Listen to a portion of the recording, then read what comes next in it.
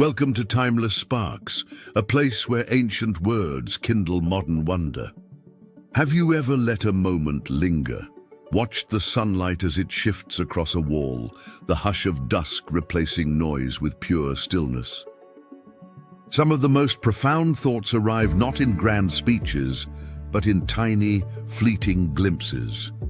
The poets of Japan understood this, and centuries ago they conjured a poem so small it could flutter on a breath, yet so deep it could still the mind. This is haiku. A haiku measures itself in 3 lines, 5 syllables, 7 syllables, 5 syllables, 17 beats, pared down to essence. But haiku is not mathematics. Its magic is not in counting, but in capturing the uncapturable. A winter moon glows. The silence of empty fields settles on stillness.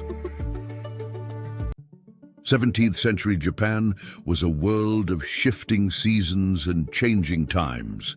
There, poets like Matsuo Bashō made haiku into an art of presence.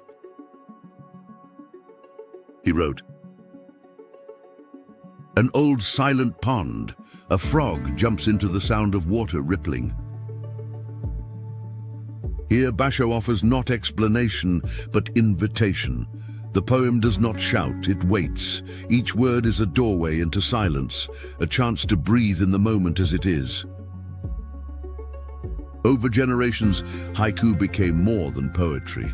It grew into a practice, like meditation, of letting go, accepting transience, embracing the beauty of the ephemeral.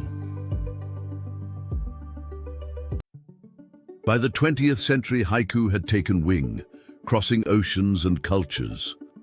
In the West, Imagist poets like Ezra admired haiku's crystal clarity, its power to convey with so little.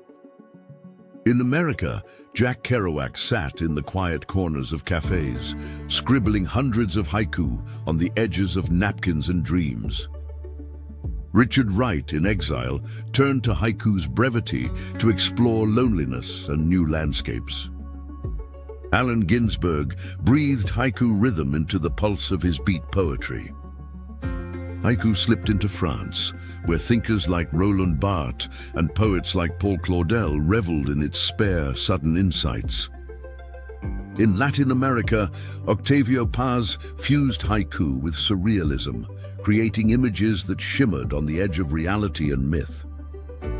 And now, haiku moves in the lines of microfiction, in the brief verses on screens, in the wisdom shared in digital twilight, a form forever adapting, forever itself.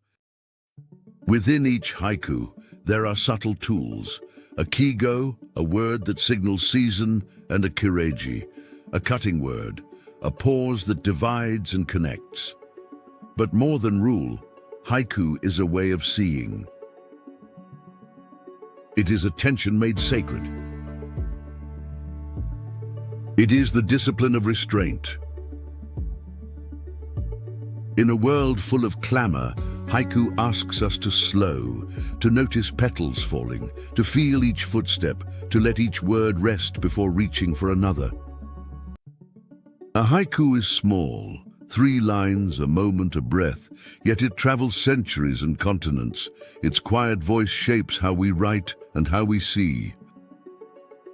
Try this, pause, look up, find that fleeting something, a bird, a shadow, a feeling.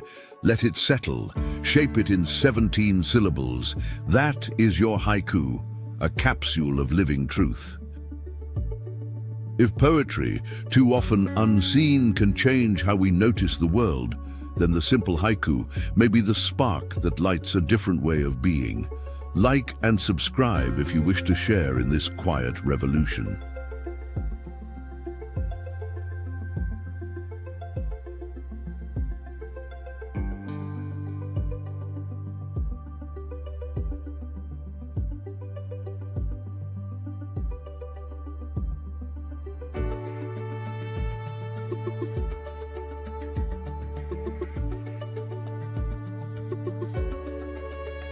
This is Timeless Sparks, where even the smallest poem can change the world.